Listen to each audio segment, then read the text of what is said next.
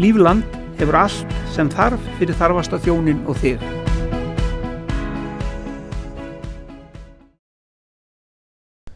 Þá ég komið með einn aðalmönnunum í hestamennskunni til mín, Þorvald Kristjánsson, tekur til starfa núna áramótin sem hrossaræktar ráðunautur Íslands. Góðu gestir, velkomin til starfa. Takk hérlega. Til hamingju með starfið. Já, ég byrja eftir áramótin, já.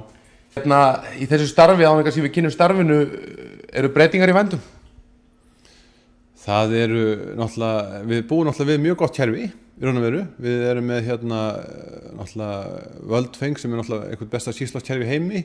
Við erum við metum tímugildi gripana eða hrossana eftir blippkerfinu sem er besta kerfi í heimi. Þannig að við stöndum, kannski ágætt að svona rifja upp að við stöndum á mjög góðum grunni. Okay. Og þeir sem hafa komið undan að þeir hafa unnið mjög góða vinnu og eins og Þorvaldur Árnason, Ágúst Sigurðsson og Guðlaugur og Kristinn Hugason, þetta fólk sem hefur komið undan að það er búið að leggja grunn að mjög góða kerfi en auðvitað er það verkefni framtíðin að bæta þetta kerfi og maður sér ýmislegt fyrir sér í því hvað varðar bæði sjálft matið á kynbótagrip hrossonum uppsetningu kynbóta dómsins, það er ýmislegt sem þarf kannski að huga til framtíðar. Við erum með dómskala sem orðinn svolítið gamall og við þurfum að endurnýja hann og þannig að það er bara mörg spennandi verkefni framöndan. Þannig að játnin í eldinum verða mörg strax. Já. Svo sér maður fyrir sér að eins og með kynbóta matið að þessi uppgötvun á skeiðgenum til dæmis, það breytir svolítið þessar hugsun sem við höfum haft sem við haft klárhross, alhliðahross og svo framvegis, þannig að það er svona eitt og annað sem við þurfum að huga þar, þannig að það er bara það er bara margt spennandi framöndan. Mjög spennandi. Segðu mér, þú sjálfur, hvaðan kemur þú úr hestamennskunni og hvað ertu búin að gera? Ég veit út hólalærður og svona, en hver er grunnurinn? Ég byrjaði í þessu hestamennsku með pappa. Hann hafði verið í þessu sem ungum maður bara og byrjaði með mér aftur þegar ég var lítill og við vorum, og kannski lengst af að þá ræktuðum hross og vorum upp á Seljabrekku í Mosfellsdal og ræktuðum hross þar og kendum okkur hross við Seljabrekku og svo að seinni tíð þá hef ég búið í Borgarfirði og kent mín hross við Þingbrekku. Það er svona ræktunar sem ég tók upp eftir ég byrjaði hrossrækt upp á hesti í Borgarfirði. Þannig ég nú búin að vera í hrossarækt og svona tamningum og viðriðin þetta skemmtilega áhugamál bara mjög lengi. Ertu búin að vera eitthvað á keppnisbrautinni?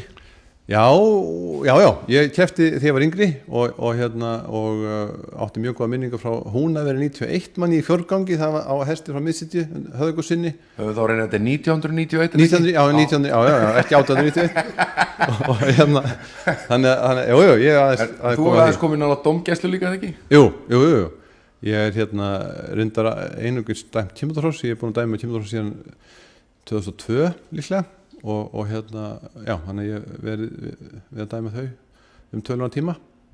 Hvað er svona kannski í öllu þessu, hvað þú lærður? Ég er sem sagt eftir stúdent þá tók ég ára á Hólum og lærði þar og svo tók ég bústaðnám á Hvanneyri til 30 ára og einnig mastersnám þar og svo doktorsnám sem ég klára núna í lok nóvember, þannig ég hef mest verið í framhaldsnámi á Hvanneyri þótt ég hef tekið svona vetur og vetrarparta erlendis eins og Kaupmannahöfn og Kanada sem hluta mínu námi. Já.